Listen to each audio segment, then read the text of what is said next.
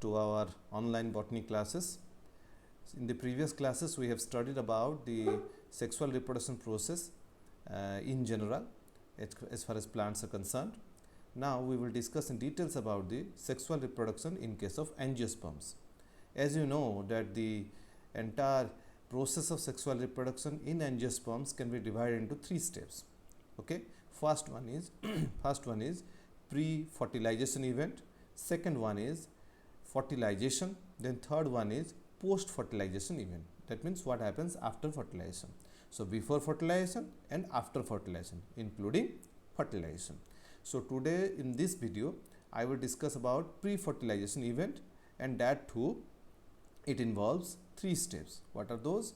Development of male gametophyte, development of female gametophyte, then pollination. Got it? I will divide this video into 3 parts. In this particular video I will discuss about development of male gametophyte. So let us come to the topic. So as I have already told you that the sexual reproduction process in case of angiosperm is completed in 3 steps. First one is pre-fertilization event, then fertilization and post-fertilization event. So as far as pre-fertilization event is concerned, it involves development of male gametophyte, then development of female gametophyte and pollination. Okay. Now come to the development of male gametophyte. We will study it in following 5 heads. What are those? Structure of anther, development of anther, development of microspore, structure of microspore, then development of male gametophyte. So the entire process of the development of male gametophyte will be studied under following 5 heads. Got it? So first one, come to anther. You know that the male reproductive part is your androecium, isn't it? The androecium, in the previous class I have already told you, the androecium consists of your anther and a filament, and there is a connecting link between anther and filament that we call as connective. Okay. So anther is the site where pollen grains are formed. So let us first study what the structure of anther is. As far as structure of anther is concerned, we can divide it into 2 parts, the anther wall and the pollen chamber. First come to anther wall. Obviously as it is the wall, it must be present around the anther, isn't it? So anther wall is 4 layered. What are those? First one is epidermis, then followed by endothecium, then middle layers, then tapetum. Epidermis, endothecium, middle layers and tapetum. The epidermis is the outermost one, and it is single layered. Remember it, it is the outermost and it is single layered. Endothecium, it is followed by endothecium. Now as far as endothecium is concerned, endothecium consists of radially elongated cells which have fibrous bands. Okay, radially elongated cells which have fibrous bands. Now these fibrous bands are hygroscopic in nature. That means they are capable of absorbing moisture. They are hygroscopic in nature. Got it? Now in between these cells, that is in between these radially elongated cells, there are some cells which are without any thickenings. Got it? Normally the endothecium consists of radially elongated cells with fibrous bands, but there are also some cells which lack these thickenings. Got it? And these are called as, these thin walled cells are called as what? Stomium. S-T-O-M-I-U-M. Stomium. Okay. So stomium is the region. Why it is present? Actually the stomium is the region where dehiscence of anther takes place. The anther dehiscence, once it gets ready, once the pollen grains get ready to get liberated, the dehiscence of anther occurs. Now where does that dehiscence of anther occurs? In this region of stomium, because the stomium consists of thin walled cells, unlike the other endothecial cells which contain the fibrous thickenings. Got it? So endothecium is followed by middle layers. Middle layers are 2 to 3 layered. Okay, middle layers are 2 to 3 layered, and they generally disintegrate by the time the anther matures. Got it? Then the most important one, the innermost part is the tapetum. Tapetum is the innermost layer and it is usually single layer. What is its function? It provides nourishment to the developing microspores. It provides nourishment to the developing microspores. Got it? Now you can say, if you go into the details of tapetum, it is of glandular type, it again and of amoeboid type. We are not going into the details of tapetum structure. Now we have already discussed that the anther will be studied under two heads, that is anther wall and pollen chamber. Now let us come to the pollen chamber. Pollen chamber is the central cavity where microsporogenesis occurs. Microsporogenesis means the production of microspores. Microspores means pollen grains. Okay, that means the pollen grains are formed in this pollen chamber. Okay, so what we have studied? Anther wall and pollen chamber. Anther wall is four layer: epidermis, endothecium, middle layers, and tapetum. Epidermis is the outermost one, followed by endothecium, which have, in addition to thick walled cells, have also thin walled cells. These thin walled cells are called stomium, which help in the dehiscence of anther. Okay, and as far as the thick walled cells are concerned, which contain fibrous bands, they are hygroscopic in nature. Okay, endothecium is followed by middle layer, which generally disintegrate by the time anther matures. Then the innermost one is the tapetum, which is single layer. Got it? And it provides nourishment to the developing microspores.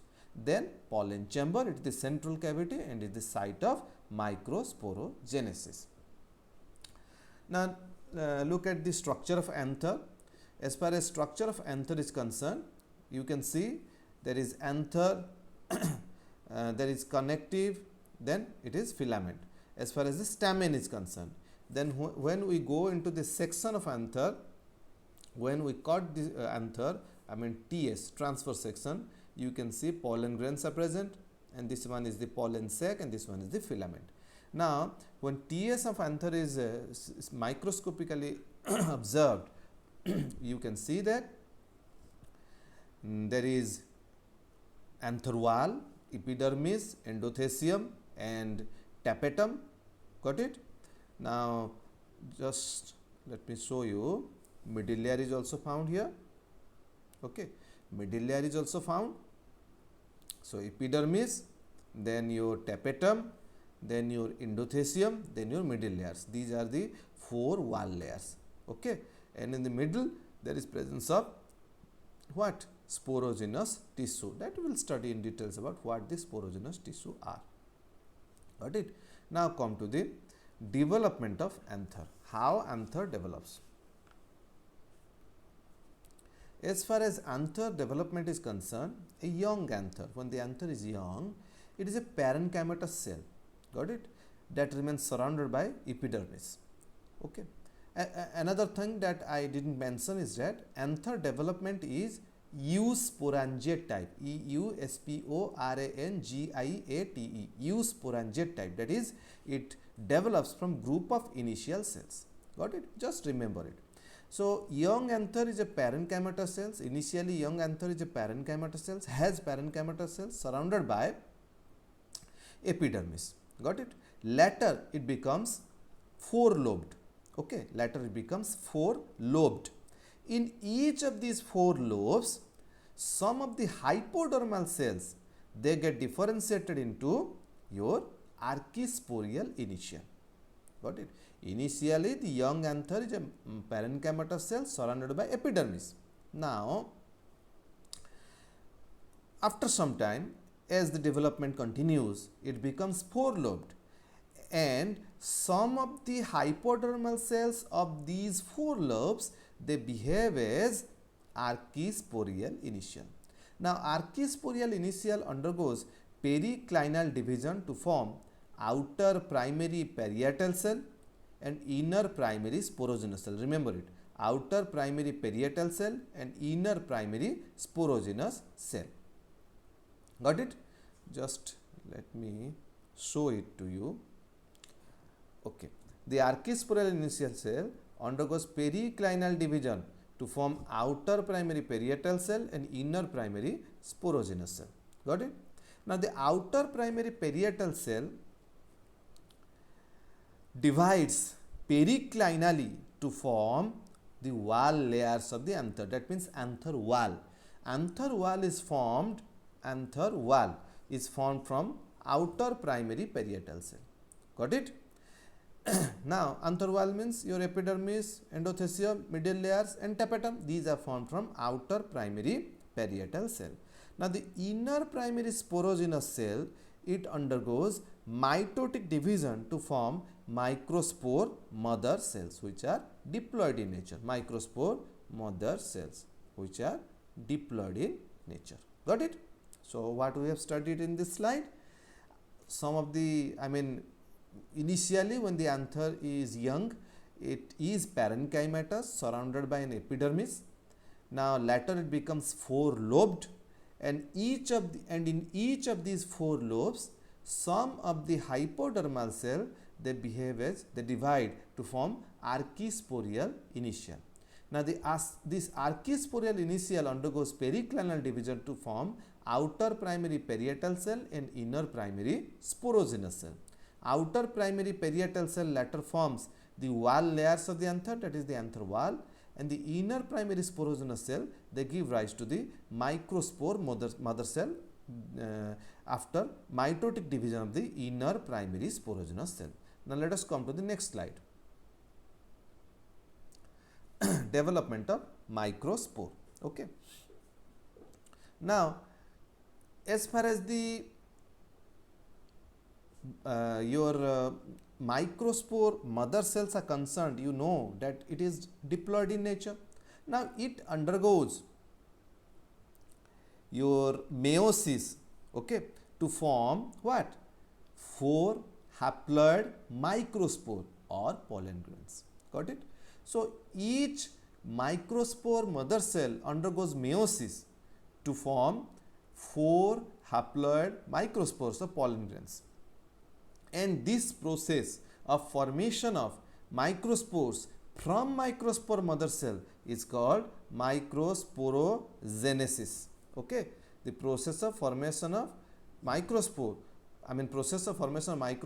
from microspore mother cell is called microsporogenesis. Now microspores are arranged in a tetrad. Got it?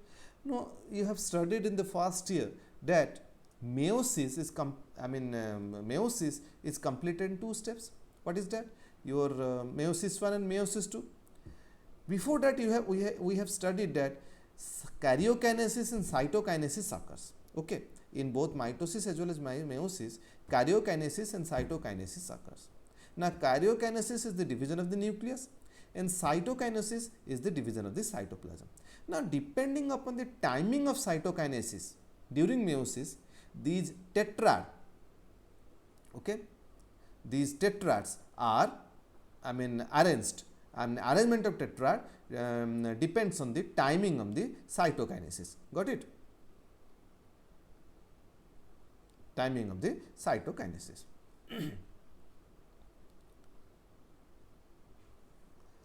In simultaneous type, here what happens in case of simultaneous type, cytokinesis immediately follows meiosis 2.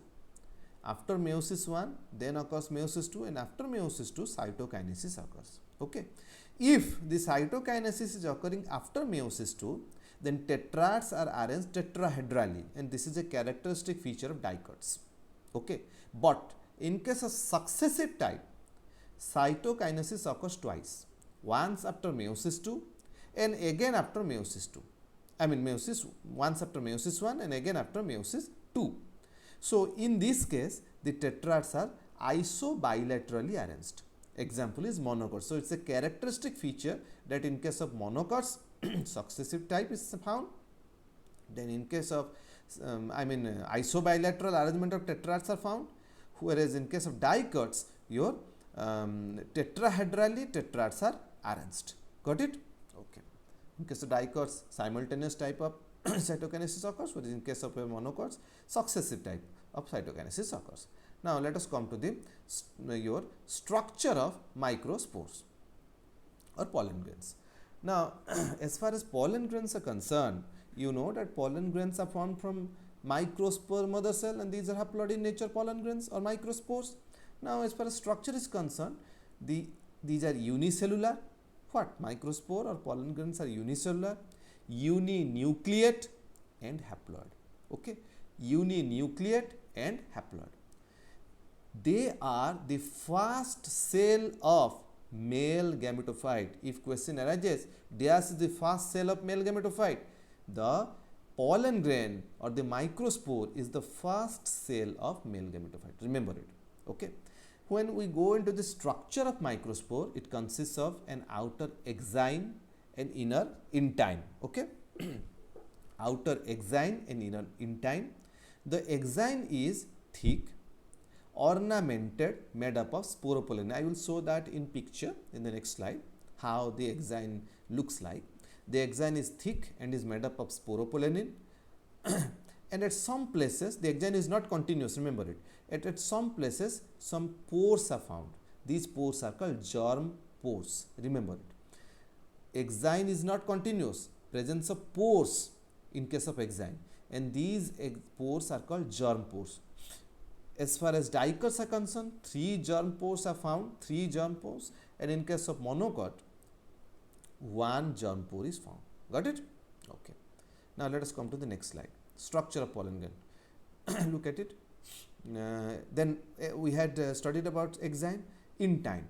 Now intine is thin and uniform, made up of pectocellulose. It is thin and uniform, made up of pectocellulose. But as far as the exine was concerned, it was made up of what? Sporopollenin. But as far as the intine is concerned, it is made up of pectocellulose. Okay. Intine comes out in form of germ tube or pollen tube rather during germination. Remember it? This intine comes out in form of pollen tube during germination. And how does it come out? From where it come out? Through this germ pore. I have already told you that exine contains pores at certain intervals. These pores are called germ pores. What is the function of this germ pore? Its function is nothing but allowing the intine to come out in form of pollen tube when the pollen grain germinates. Got it? Now let us see the diagram of the pollen grain. As you can see, as far as generative cell and vegetative cells are concerned, I have not told you about it. In the next slide I will discuss about it.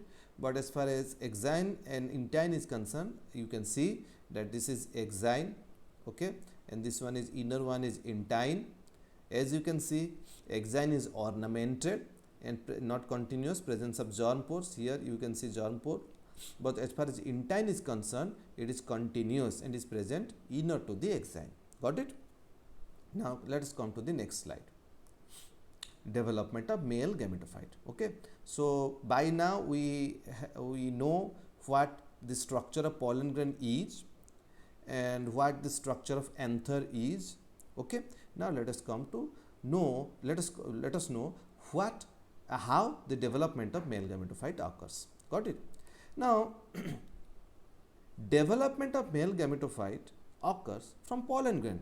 It is very clear that pollen grain or microspore gives rise to male gametophyte, and this process is called microgametogenesis. Now development of male gametophyte from microspore or your pollen grain is called what? Microgametogenesis. Now we can divide this developmental process into 2 steps: pre-pollination development and post-pollination development. Okay, that means before pollination and after pollination, how the male gametophyte is developed. Let us come to the pre-pollination. Pollination, you know what is pollination? It is nothing but transfer of pollen grains from anther, that is where it is formed, to stigma. Okay, transfer of pollen grains from anther to stigma is called as the pollination. That we will study in the last part of this video. Okay. Oh, okay. Then as far as pre-pollination development is concerned, let us know that you know that microspore is uninucleate. Got it? Single nucleus. So the nucleus of the microspore divides mitotically, undergoes mitotic division to form a vegetative or tube nucleus and a generative or germinative nucleus. Now, nucleus of microspore divides mitotically to form a vegetative or tube nucleus and a generative or germinative nucleus. A generative or germinative nucleus. Now, both the nuclei get surrounded by cytoplasm to form large vegetative cell and a small generative cell. Now, unless and until cytoplasm surrounds the nucleus, we cannot you cannot call it as a cell.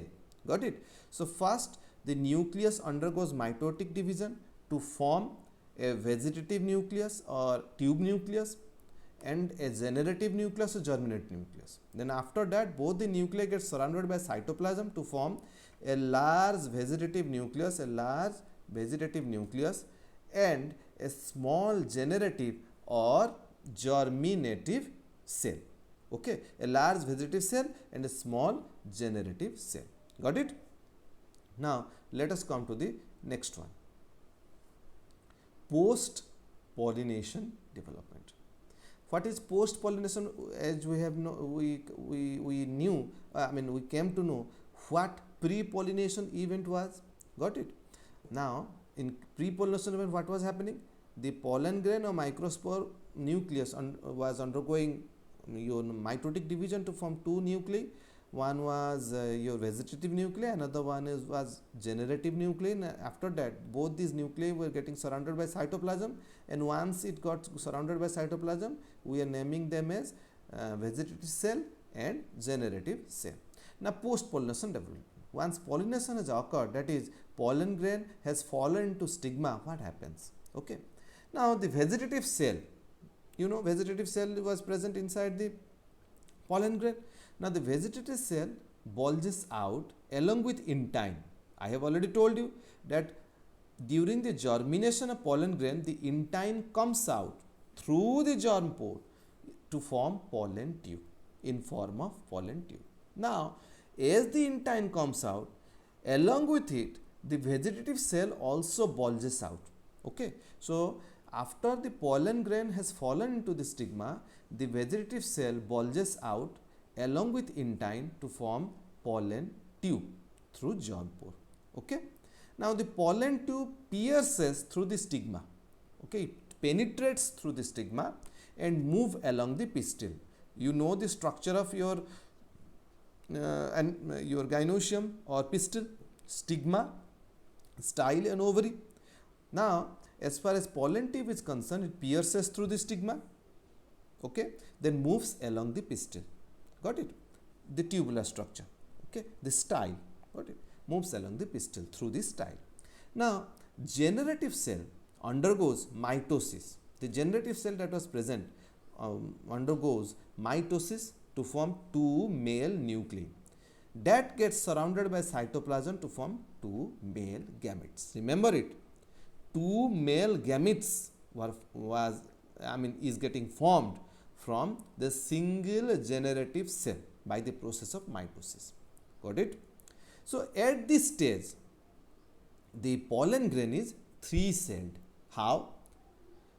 Two male gametes, that means two male gametes are two cells, and one vegetative cell. Got it? So two male gametes and one vegetative cell. So this one is the post pollination development. Got it? So what we have studied? The process structure of anther. Then after that we discussed about the development of anther. Then process of formation of pollen grain, which we call as microsporogenesis. Then we studied about the structure of pollen grain, exine, intine. The exine was ornamented, consisting of sporopollenin, which is biologically the most resistive substance, isn't it? Now after that, intine, which was continuous. Got it? And then we studied about the structure of male gametophyte by the process of what? Microgametogenesis. What was that process? Microgametogenesis. We studied it under two heads: before pollination and after pollination. That means pre-pollination and post-pollination. Got it? So I hope this particular video would be able to solve the purpose, and we will meet again in the next video. Thank you very much.